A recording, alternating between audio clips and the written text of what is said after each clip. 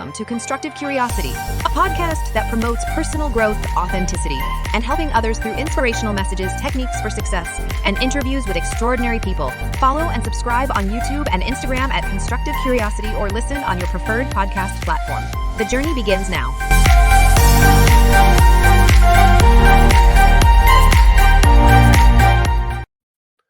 Hello and welcome into Constructive Curiosity. I'm joined by two awesome guests today from Libby. It's going to be Brant Bailey and Andrea Braden. How are you all doing? Good. How you doing? Doing great. Doing fantastic. I'm assuming you guys have better weather down there in the Atlanta area than I have up here in northern Kentucky. Mildly, maybe? I don't know. It's a little cold for us. We were just talking about that yesterday, how we could never live anywhere cold because the 30 degrees is scaring us off already. Yes, I miss living in the South for the nice weather this time of year. We had snow on Halloween. That was not fun. Yeah, you're Ew. definitely doing worse than us then, yeah. Yeah, we're better than that. So tell us about Libby. Yeah, I guess I'll take a stab at this. I'll try to keep it brief. So Libby is my baby. That is now Brant's baby too. But Libby is a company that started out of Emory University. So by way of background, I'm an OBGYN. I practiced for 12 years in academic medicine and just left my job at Emory University as an associate professor of OBGYN to do Libby full-time with Brant. And basically, it is a company that is based around empowering breastfeeding moms to meet their own breastfeeding goals. And we do that by creating a wearable breast milk sensor. So we are a device. The sensor is matched with an AI informed app that helps you use the data that you put into it from the sensor to give you more informed choices about how you feed your baby so that you just know what you're doing. So I think Brant should probably give you the analogy that takes all of that mumbo jumbo and makes it more understandable, because he said this to me the other day and I've stolen the analogy. So go ahead. What are we doing? I had an old truck that had a broken gas gauge. And so I equate it to, you were always anxious because A, I never drove it a lot.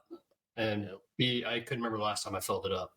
So I was always anxious I was going to run out of gas. And I was like probably overfilling it and overdoing it just to make sure I didn't break down on the side of the road or run out of gas on the side of the road, I should say.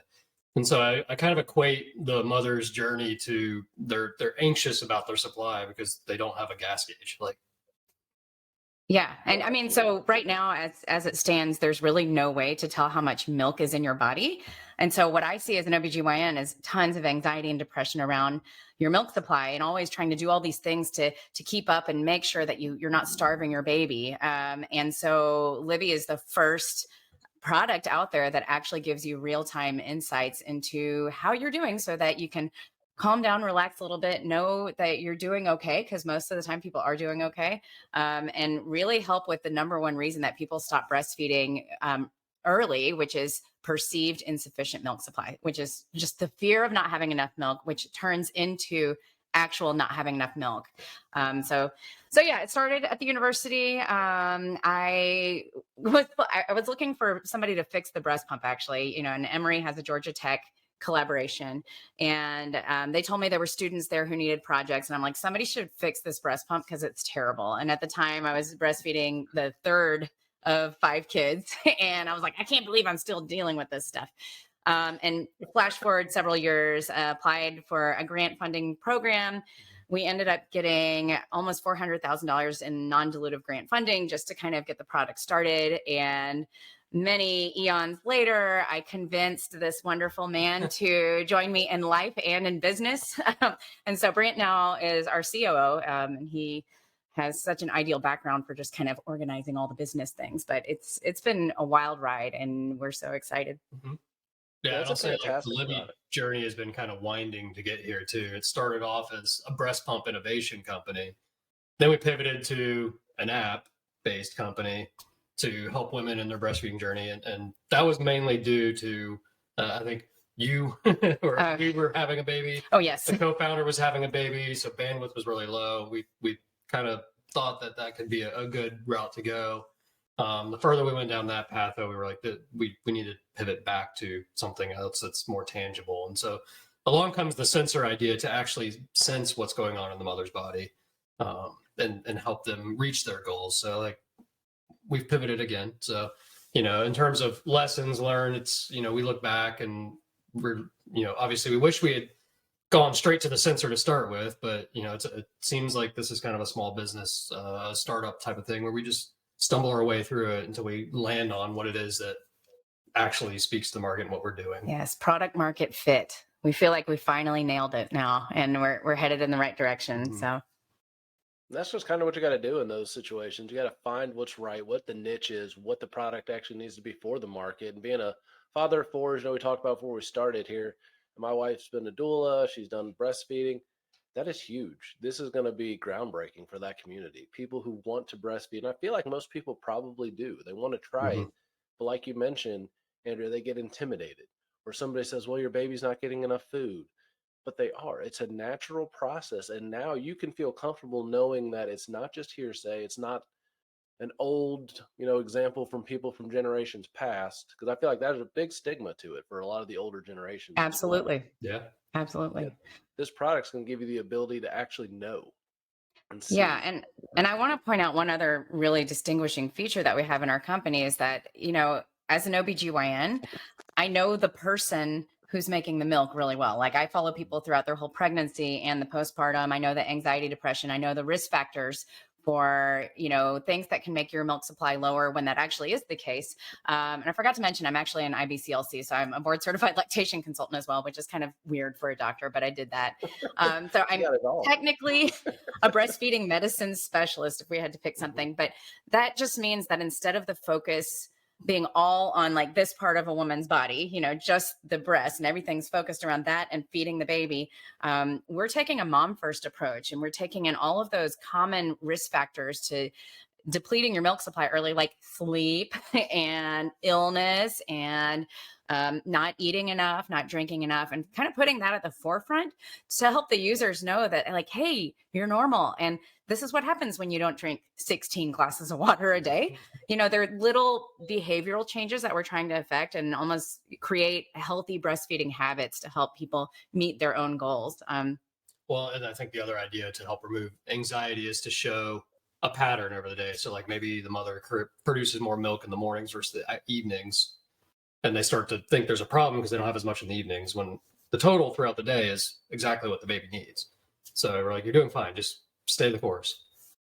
Yeah, just don't get too uppity about it. And I know something my wife used to always mention to me was, a lot of the medical community, and I can't speak for it, I'm not in the medical community, but they do feel, if the baby's fine, if the baby's good, that's all that matters. But it's a Oh my very gosh. symbiotic relationship between the mother Mhm. and the baby.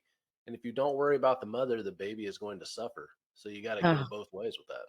this is such a point of contention in my field. And I actually agree with your wife. And it's an interesting time to be an OBGYN because I think even in my training, we were taught that, we basically repeated this all the time. Healthy mom, healthy baby. That's all that matters. Like you should be happy because you're a healthy mom and you have a healthy baby. And, honestly, that is probably where my advocacy began. 14 years ago with my first baby, I had a baby in residency and I kind of made fun of people with birth plans. I'm ashamed to say, we were all like, whatever, that's an automatic C-section if you have a birth plan, LOL. And I did have a healthy mom, healthy baby, beautiful labor.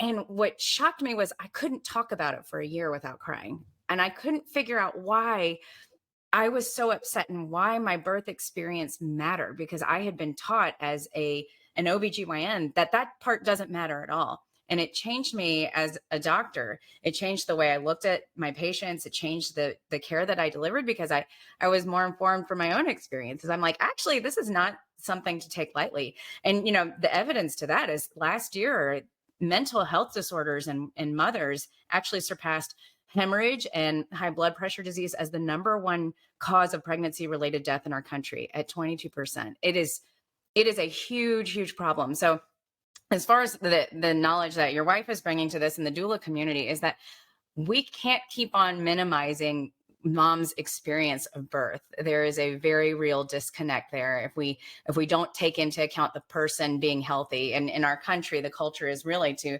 surround the pregnant woman. And then afterwards, it's like, good luck. I mean, we have no official maternity leave policy in this country. It's terrible. There's a big cliff once the baby comes out. Yeah, it's Oh, it's yeah. really difficult. It's a strange community, especially if you look throughout the world. The U.S. does things very differently than Europeans. It's different than Asia, Mhm. and not to say that everybody else is better or whatever, but we're behind. I feel like, and that's maybe just my opinion. I'm not a doctor, so take it for what it is. But Yeah. we're not doing things in a way that's going to help promote, mother's health, baby's health, and this kind of awareness that you're taking this holistic approach with your product. So you're not just selling a piece of technology, but you're selling peace of mind. It sounds like you're giving Exactly. people the ability to feel good about themselves, to understand that they're doing a great job. Because for a lot of new moms, and once again, I'm not a mom either, I'm a dad, but for a lot of new moms and new parents overall, you don't know how you're doing. You Right. think you're struggling, you think you're having issues, and you don't know how well it really is going. And I know with my first daughter, it was not a great birth experience. It had to be an emergency C-section and Oh, all kinds of other sorry. issues that could have worked out better if we knew more than we did, but we didn't know. Helped get my Mhm. wife in the dual state. But yeah, for about the first 3 months of having a baby before I deployed, I had no idea what I was doing. And I've been around babies my whole life. That's the funny thing, too. You're like, I got this. And you're like, I don't got this. Throw in some sleep deprivation with all of that Yeah. too. And you really don't got this. Yeah. Oh yeah. So the fact that you can look like, okay, at least I know that what I'm doing for my milk supply is getting my baby what they need, and I'm on the right track. That's going to be huge. Yes, we agree. Yeah. Yeah. We can remove that anxiety. Yeah. And, every baby's different. And one of the other important things is when we help people figure out how they're doing, it was really important for us to not measure people against, public health goals to start at least, unless that was something they wanted, because we feel like there's this comparing notes piece that adds to the anxiety where, Mhm. you're calling up your friend, you're like, oh, how much milk are you getting out of the left side? Like how often are you feeding your baby and how much formula are you giving? And everybody's judging everybody. And, it's really hard to fall in the trap of not feeling like you're enough because we're like, well, you should breastfeed for 6 months exclusive or you're failing at this. And so it's really important for us when we have people on board into the Libby platform that you set your own goals. Are you 50% formula, 50% breast milk? Great. Good for you. You want to maintain that? Great. We'll teach you how to do that. Do you want to increase the ratio, to more breast milk or less breast milk, whatever works for you? Great. We support you. And we just want you to make an informed decision, so if you are going to supplement, you're doing that knowing that supplementing can have an effect on your milk supply. And so you can do it in a way that gives you maybe some rest. A lot of people actually do need to just sleep a little bit to recover. But their body also needs that signal. If the body missed a feed, we need to somehow stimulate the body to make sure they don't lose that supply, because the supply and demand is actually pretty quick. Your milk supply adjusts fairly quickly. So if you start adding in an extra bottle somewhere during the day, your body's like, oh, she got this, we don't need to make any more milk. That's amazing how the body works. I mean, It it's just is. so It's interesting. It's incredible. something that I never thought about before having kids, but you're like, wow, you can really just create a life, sustain a life. You really don't need a whole lot else. So that's just amazing how that works. Mhm. Totally agree. Yeah. And I mean, and we just really feel strongly that everyone has a right to, have a better and healthier experience with this. And I think part of the problem is miseducation. And it really is a privilege to be able to get support in the postpartum period. I mean, right now, the way insurance payers are set up, for OBGYNs, for example, we cover one postpartum visit. And usually it's at the 6 week mark, way past when you've lost all your milk supply, you're, super depressed and you're, in a desperate mode. You're going back to work. You don't know how to store milk. There's so many holes in the Swiss cheese. And we're just trying to close that gap in that early postpartum period, to have healthier families, really. Well, and I would say too, like the other thing that we're combating is, you can get on Dr. Google and pretty much find a lot of misinformation for whatever's going on in your scenario, right? And so the idea being, we want to try to just keep reassuring people and removing that anxiety of you're doing well, you're doing good, like you're tracking where you need to be, or if you're below it, here's how you can get there. And I think you guys have definitely captured the state or the thought of you are who you think you are. So if you think you're doing bad, you're probably going to start doing bad. Your body's going to follow your thought Mm-hmm. process. So if you can reassure yourself that you're doing the right thing, you're going to end up on the right path. And something else I think is awesome to talk about is it's not exclusive. You're not saying breastfeeding is the only route because there is no right answer. That's something that drives me crazy about society today. There's a right and wrong answer. Very few things have right and wrong answers. Most things have a gray area where you got to find what works for the individual situation. So that is fantastic. Yeah, I totally agree. And, I can't remember. I think it was Glennon Doyle who had a quote about this where she talked about, I don't listen to, I'm going to mess up this quote horribly, but it's something to the effect of, I don't take everybody's advice on my life because it's my life and nobody else has been in my shoes. And so I'm the only one who really understands what I'm going through. So I need to learn to trust myself. And I mean, that's really at the heart of what we're doing too. We're trying to teach moms how to trust themselves and trust their bodies, and also trust your mental health and your physical health. And if things are not going well and you need to make a decision that's different from what you thought, it's okay to change your mind. It's okay to change your mind. It's okay to change it back. And just give people the tools to do that in a timely fashion so that they still have choices. They still have choices. And maybe you want to supplement for a little bit and you've got to get your sleep back. But then you want to go back to exclusive breastfeeding. We can help you do that. And, the bridging the gap of, trying to get that care, what I was saying before about it being a privilege. Not everybody can afford a lactation consultant. Not every doctor is trained in breastfeeding medicine. So you might go for help and get bad advice. I had senior attendings when I was in training who they'd take patient phone calls and be like, how long you been breastfeeding? 6 weeks. Isn't that enough? My kids were fine. Stop worrying about it. Just go to bed, and it's like, oh my gosh. So, but the fact that it's in an app and at 3 a.m, when I can only speak from my own experience, but when I'm like sitting there feeding a baby, exhausted, staring at this guy sleeping soundly with his useless teeth, I'm not going crazy, and I can be like, hey, I need help right now, and I can find it.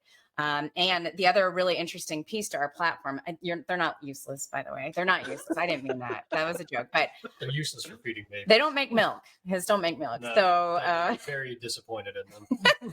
But we actually have a partnership with a group called the Nest Collaborative. And the Nest Collaborative is a virtual lactation consulting company who has privileges in all 50 states, and they can get same-day appointments. So if you're really struggling, and the self-help that we've built into using your data and your information to kind of troubleshoot on your own is not doing the trick, you can book through Nest Collaborative through our platform and speak with the lactation consultant, and they do all the insurance piece for you. So you don't have to worry about, do I have to pay out of pocket for this? Do I have to go somewhere? Do I have to get a car seat, a babysitter, do all these things? Like, it's right there, same day appointments to just get on top of the problem quickly, which hopefully will really help streamline some of the resources that have been missing a lot in our country, at least. Yeah, that's fantastic. And I mean, you've probably watched the movie, so maybe, or documentary, me bringing it up is just going to be old news, but the business of being born, people just don't understand that, the medical industry in this country is not what it seems in a lot of ways. It's about making money to a lot of people. And, I've not talked to that many doctors, so maybe it's an ignorant point of view. But the ones I have, that you're taught in medical school that patients are dollar signs and you have to get them through. You have to do what you need to do to make the money off of, get them out the door, and then keep them coming back. Yeah, I have several thoughts on this. I think a lot of people go into medicine out of, a feeling of wanting to serve others. Most of us really do want to help our patients in some way, but you're right about there is a business of medicine that is kind of taken over, and a lot of it has to do with insurance payment and reimbursements going down, down, down over the years. And in order to make your overhead to even bring home any money, you only have so much time, and you have these employers who are business people telling you, nope, you get 15 minutes. Nope, that's all you get, and you have to see this volume. Doctor burnout is crazy. Then you have the COVID pandemic. And then on top of that, I think, from my lens, I would say most doctors are not, trying to be in it for the money. Most of them hate that part of the job. Actually, it's horrible, and everybody wants to leave that model. But I think we're also dealing with this internal guilt, I guess, or shame about how we have been doing it wrong for a while, and we didn't know it because this is what we were taught. We didn't know that some of our behaviors, we were complicit in some paternalistic, I guess, for lack of a better word, ways of deploying medical practices and not really listening to our patients. And there's this whole medical gaslighting thing that I see a lot of doctors get very defensive about. They're like, how can they say this? We've worked so hard. We do. It's yes. And yes, we work hard. And maybe there are things we could do better. And I think it's being open to that and grieving that piece. For me, it was important to grieve, to be like, like I probably, I could have been more compassionate, and, but that was what I was taught. I didn't know I was doing anything wrong. And once doctors, can, if they're in that boat, can open up and find ways to be curious about that, and to acknowledge that maybe, there were things they wish they could have done better, and forgive themselves, and then, try to do better moving forward. I mean, that applies to anything in human nature, I guess. Just being able to be curious about and open to change for your own behaviors. But it's been a problem in medicine for a long time, but I do see it changing actually in the younger generations of doctors coming through. Extreme emotional intelligence, Andrea. You have Brant's heard me hammer on that way too many times. Yeah, you have extreme emotional intelligence, and that's fantastic. That's what the world needs, is more emotionally intelligent people who understand that you're not stuck where you are. You can grow. You can be open to new opportunities. You can learn new things. And I'd imagine coming from a doctor wants to take you 10 years to become a full doctor, basically, or Oh my maybe gosh. longer than that. It depends on when you start counting. Where are we counting from? College? Let's see. Med school, I guess. 4 years of college, 4 years of med school. For OBGYN, it's 4 years of residency. If you do a fellowship, 3 years after that. It depends on your specialty, but I'd say baseline 12 years if you include college. Mhm. Yeah, so Around 12 years. You've done something for 12 years to get prepared, and then people are telling you you're doing it wrong. It'd Yeah. probably not come as a Or- very opening thing. Or they're not even telling you you're doing it wrong. You get out and you start practicing and trying to teach others, and then you learn you're doing it wrong. Or you get Google reviews. So Yeah. now we've got the interwebs adding into this, and you feel so exposed. I feel like in some ways I was lucky to be in academia for so long, because I had this big shelter of this big organization.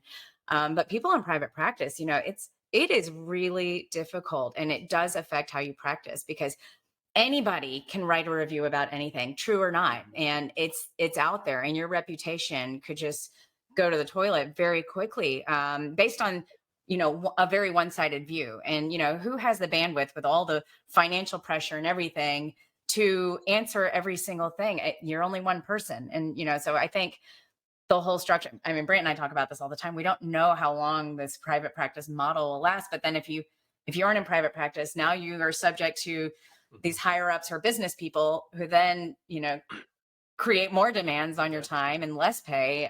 So I don't know what the answer is. All I know is, like, I'm living in this environment of severe mental health crisis and burnout amongst physicians. Yeah, the private practice model just doesn't seem sustainable, especially with the approach or the mindset, I guess, that younger generations are coming with, right? Like, I just don't see how this is going to carry on for 20, 30, 40, 50 years into the future. Yeah. I mean, I think what he's talking about is there is now it used to be that we were really, like, shamed for wanting work-life balance in medicine. It's like, don't ever let them see you cry. Don't ever show them you're tired. You show up and you stay until you are released. And all the new learners coming through is the opposite. I mean, they will totally advocate for themselves and be like, you know what, I'm sick, I need to go home. If I ever called in sick back in the day, and that's actually kind of hard as the teacher to be like, wait a second, I never got to call in sick, and you get to call in sick. But I do think that's also really important for all of our mental health, really, to be able to be like, if we all take advantage of the opportunity to take care of ourselves and it's okay to be sick, it's okay to be human, it's okay to need a sick day, and maybe learn from these younger people who grew up in this environment where they were allowed to advocate for themselves. I think we'd all be a lot better off, because everybody would be a little bit healthier and happier. So COVID did give us a little bit of that, and I'm grateful for the pandemic for changing the whole face of medicine in that way, where we learned that we could work virtually. We learned that we didn't have to show up no matter what, just to show that we're there, present, or we're not good doctors. That there was this kind of toxic culture that existed before all that happened. Yeah, it's a crazy standard, and the medical industry is one of those. I was in the military. The military is one of those industries too, where you show up no matter what. And if you're sick, stinks to be you. I literally had to show up to a formation when I was puking. Yeah. Before, because they're like, you have to be there. I'm like, okay, it's not gonna be fun for anybody, but I'll be there.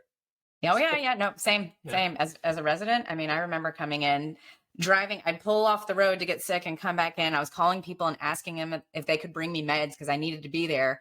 And, I remember residents walking around, they go in the back with the nurses and have an IV pole and then take the IV out and go see patients. I mean, at least with COVID, we knew it was so dangerous to get our patients sick that was the first time ever that the doctors were allowed to be sick. They're like, please do not bring that here. That's bad PR. Do not, do not be the pandemic in the hospital.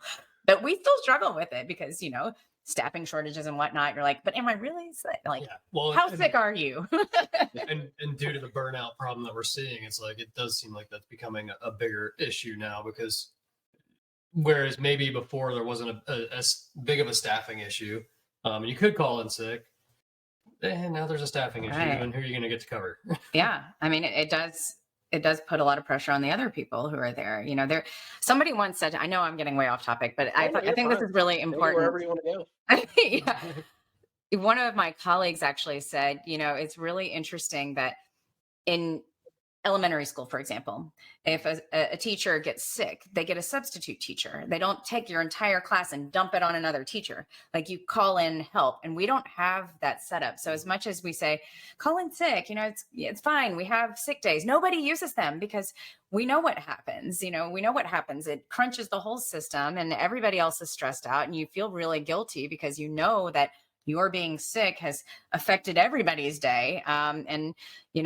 It's without any way, I've always dreamed of, like, I wish there was some sort of clearinghouse, an easy way to find substitute doctors to just sub in, or maybe we have a trading system where you can help each other out in exchange for, I don't know, a little bit of pay. I'm like, I bet people would do that if I could take a chunk of my paycheck and put it aside, and it's like an insurance plan for a sick day.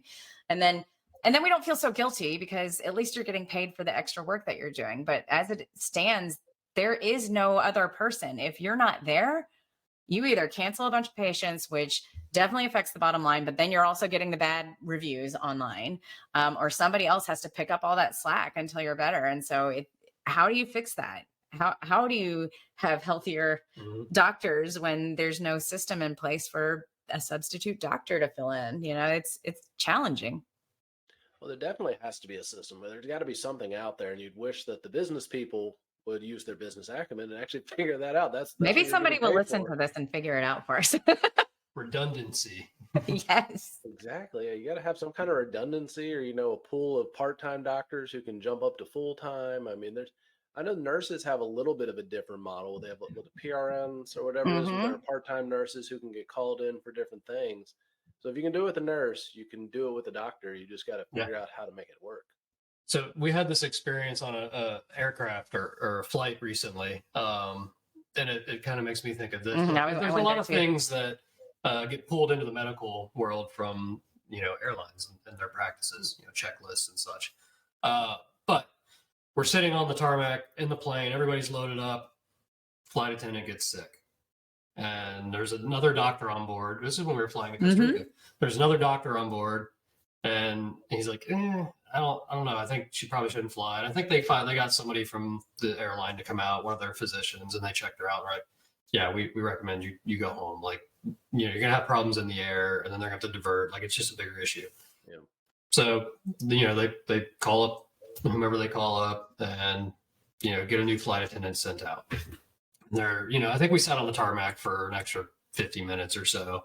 Like, normally they have them just kind of here on site. There's 10 or however many they have sitting around, because this type of stuff happens. People don't make it, they get sick, they get injured, whatever the case may be.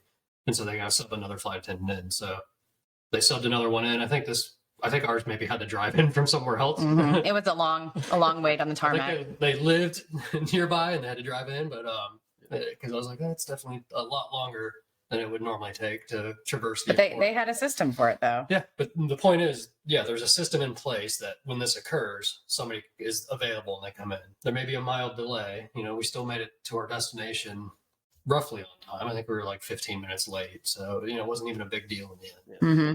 Well, I think the other big glaring question that would come up for the smart business people is, who's going to pay for this pool? Because right now, there's a premium rate for PRNs and for per diem doctors. And, already, I mean, again, COVID, every hospital system suffered from that. You know, we lost a ton of money across the board just from having to cancel surgeries and clinics and things like that. And so all these huge hospital systems are millions of dollars in the hole.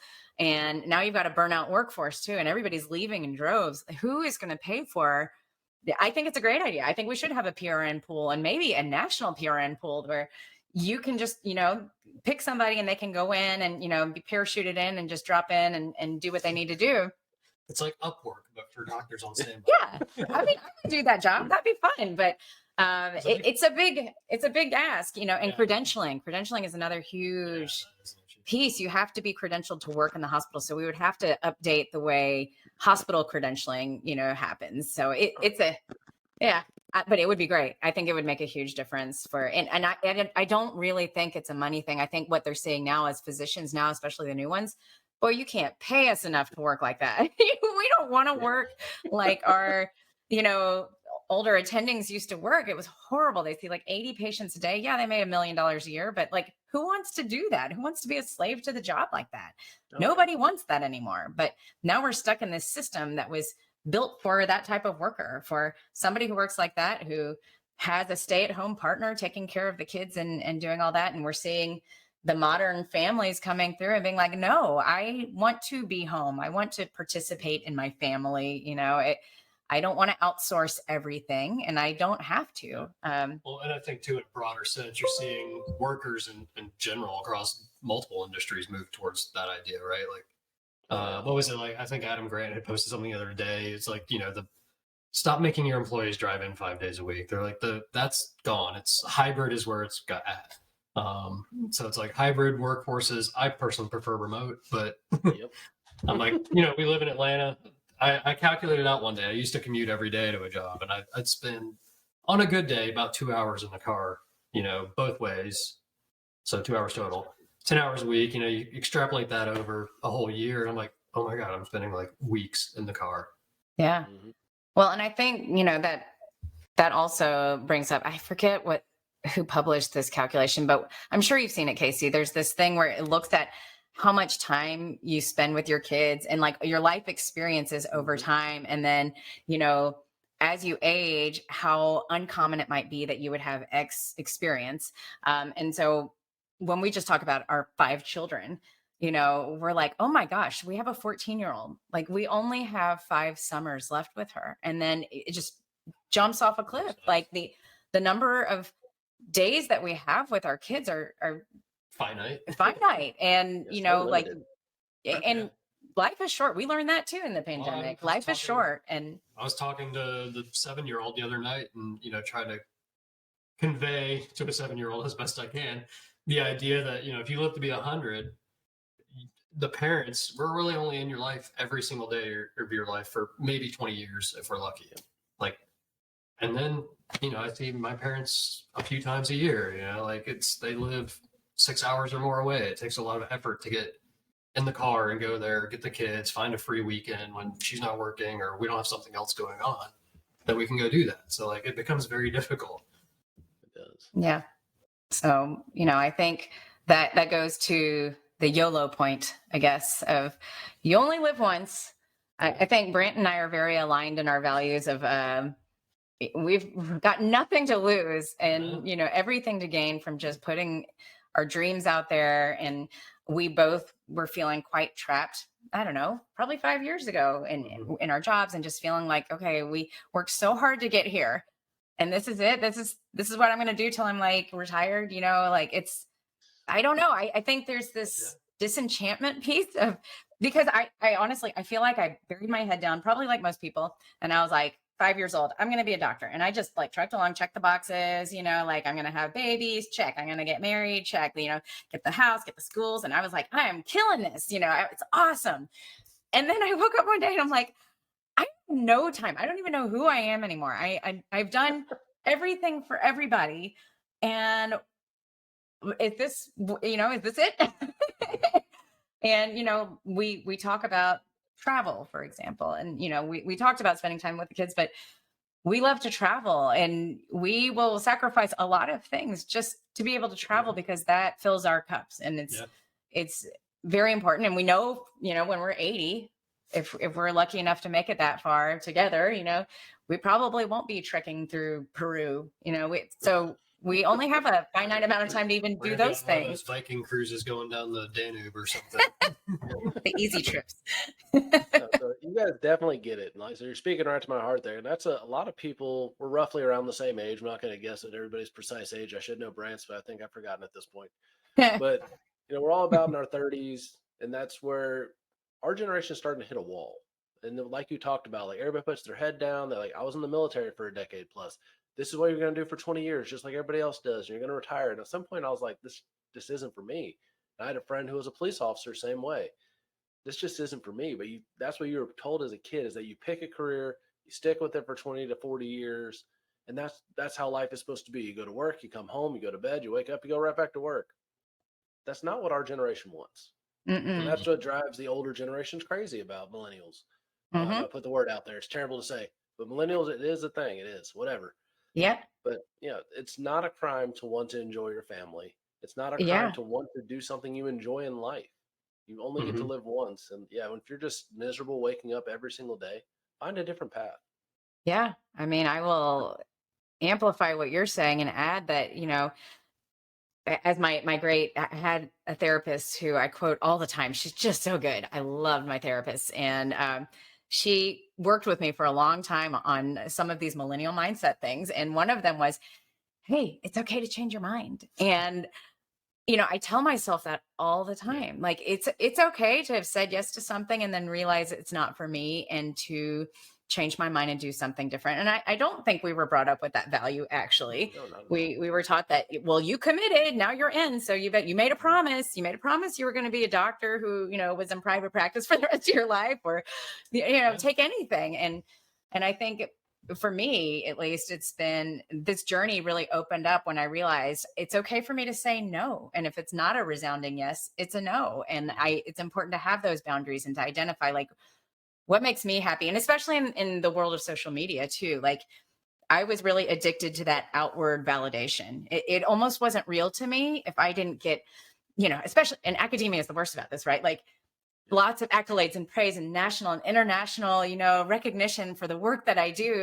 And the thing that happened, it was never enough. It was always moving the goalposts. Okay, now I gave an international talk. Now what? Now what award am I going to try to win? Now I'm going to try to get promoted. And there was just always another rung on the ladder. And it just never quite, it was a quick dopamine hit and then it went away.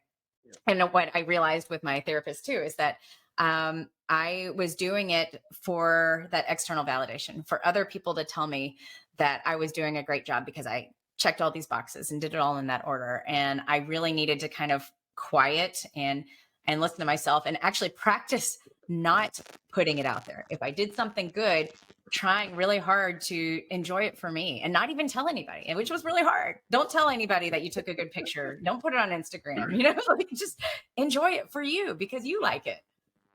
Well, and part of this too for me is I agree. Like, it's okay to change your mind, and we teach our kids that. The other thing that we're trying to teach them is grit, and like these are two ideas that can be kind of diametrically opposed a little bit. But I think the way that we do it is, like the 7-year-old wanted, we did this time last year we were doing soccer, and she would go in to practice and play with the dandelions in the field, right? She wouldn't actually practice.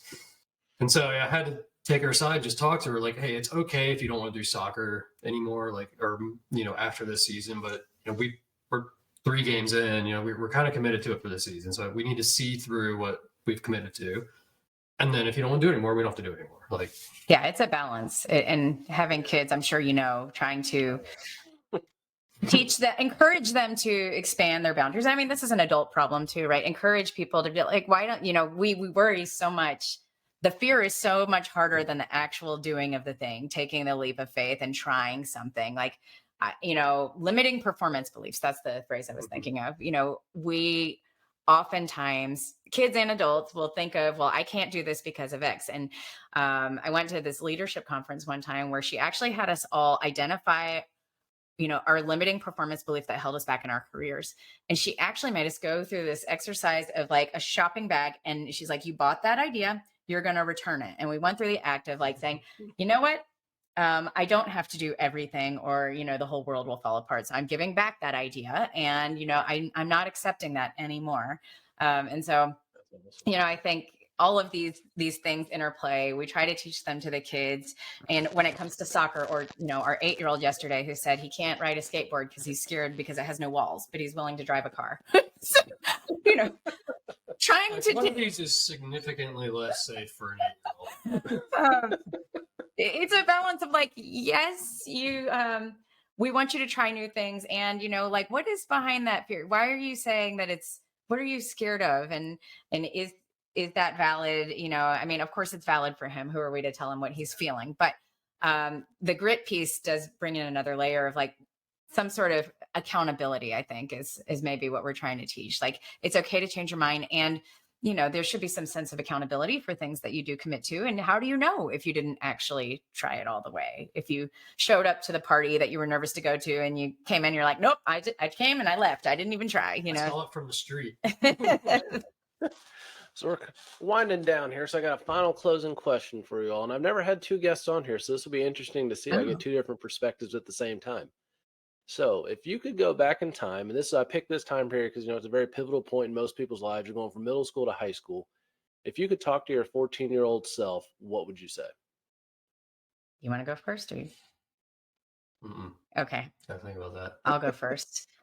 14-year-old self. Gosh, I was talking to my 14-year-old yesterday about this, and I'm like, I cringe to think about how I acted when I was that age.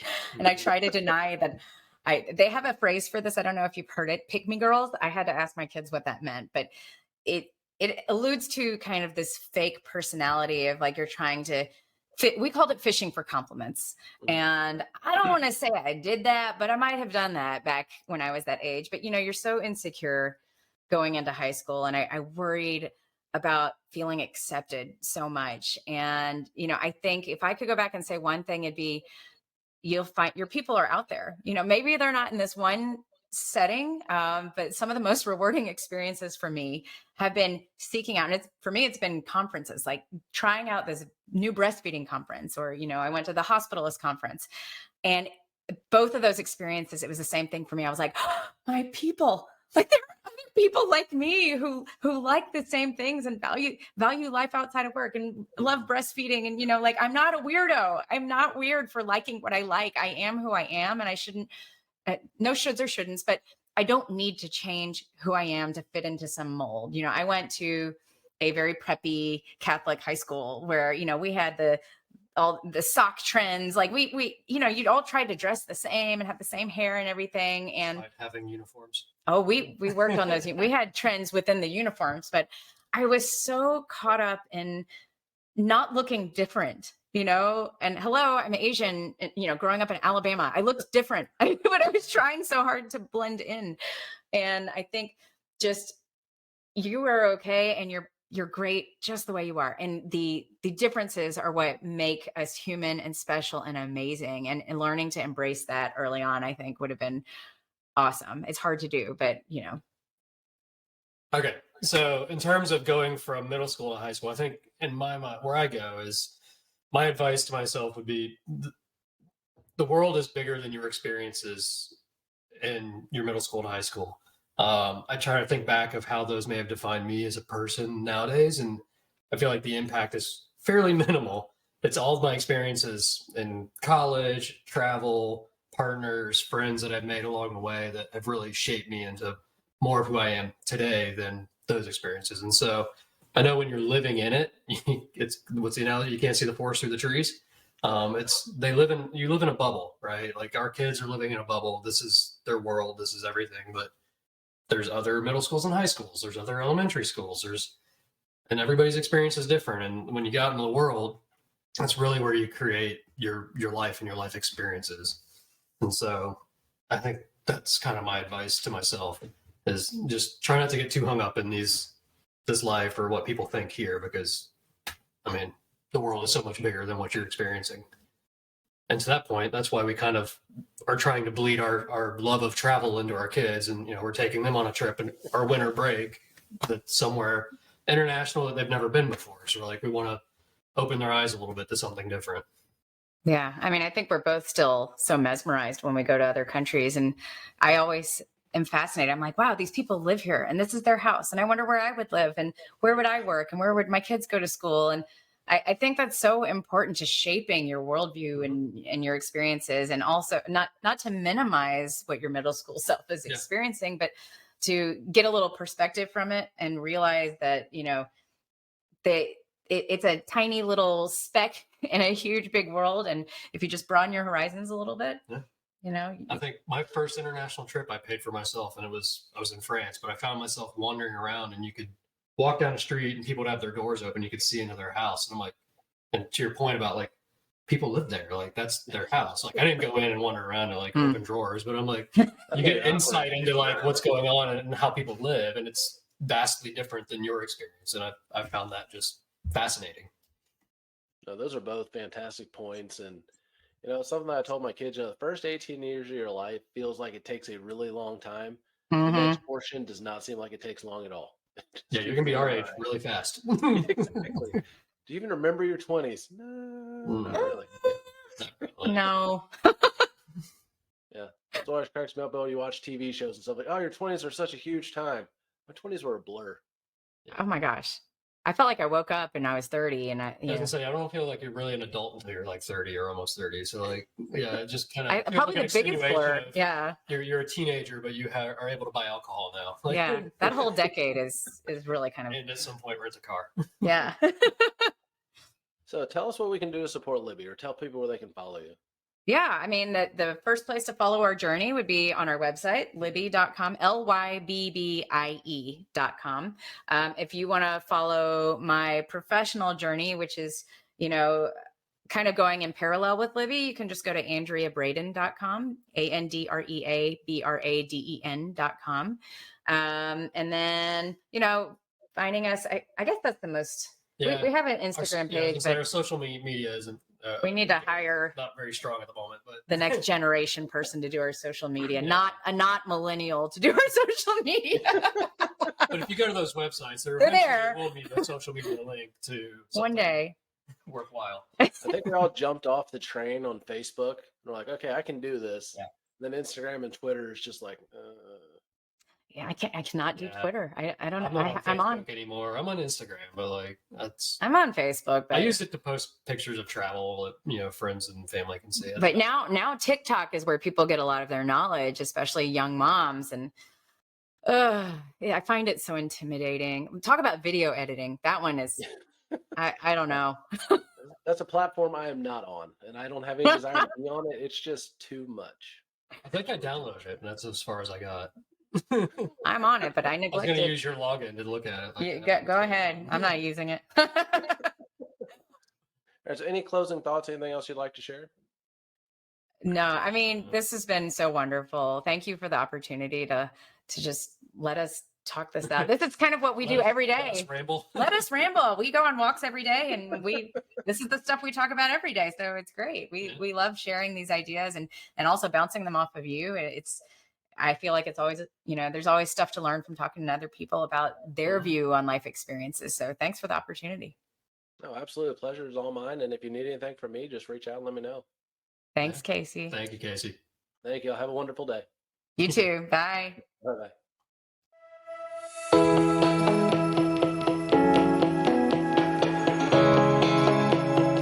Thank you for listening to Constructive Curiosity. Constructive Curiosity is presented by SFC Consulting. For all your career coaching, mental performance enhancement, and business management consulting needs, SFC has the insight to get it right. Visit sfcconsultingservices.com for more information.